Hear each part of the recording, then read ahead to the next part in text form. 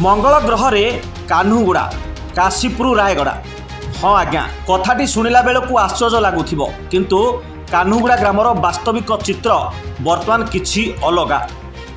रायगड़ा जिला काशीपुर ब्लॉक अंतर्गत गरखपुर पंचायत कान्हुगुड़ा ग्राम बाह्य जगतरू विच्छिन्न। यार मुख्य कारण प्रशासन अवहेला। ग्राम को रास्ताटीए निर्माण पाई बोली 2 वर्ष मध्य 7 ରୁ 8 थर जिला प्रशासन द्वारस्थ हो सारी ग्रामवासी, किंतु कौनसी सुफल मिलना। 5T सचिवों राज्यपाल एवं मुख्यमंत्री पर्यंत गुहारी करिसेंती केवल तांको मौलिक अधिकार पाई।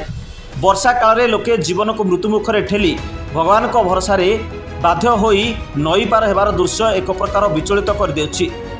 पूर्व यही नई पार हेबा बेले अनेक जीवन चली जाइथिबा बेले गोरु गाई छेली मेंढा धन जीवन भासी जाइथिबा दृष्टांत अछि।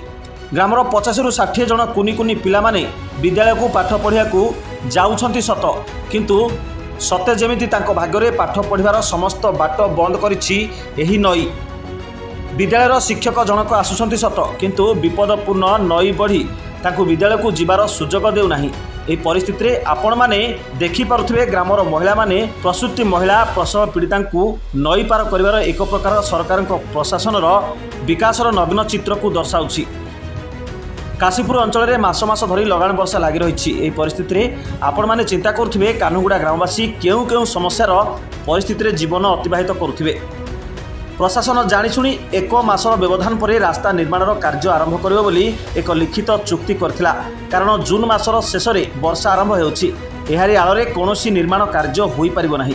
गत मे मास 5 तारिख में जिला प्रशासन आदेश क्रमे ग्रामवासी उपस्थित एक बैठक बसिथिला।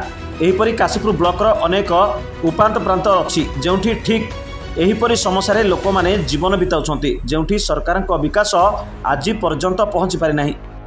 आज वर्षा जो आज मंगलवार वर्षा जो आम स्कूलटा बंद हो गला। प्राय आम 50 ରୁ 55 पिला पढ़ुंट, किंतु आज दुर्भाग्यर विषय सार आसिले नदी सेकानी रहीगले।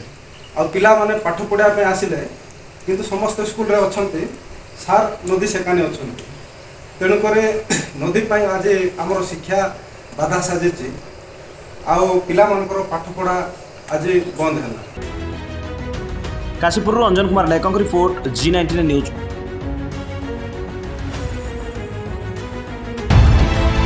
सपक्ष विपक्ष ऊर्ध्वे G19 न्यूज।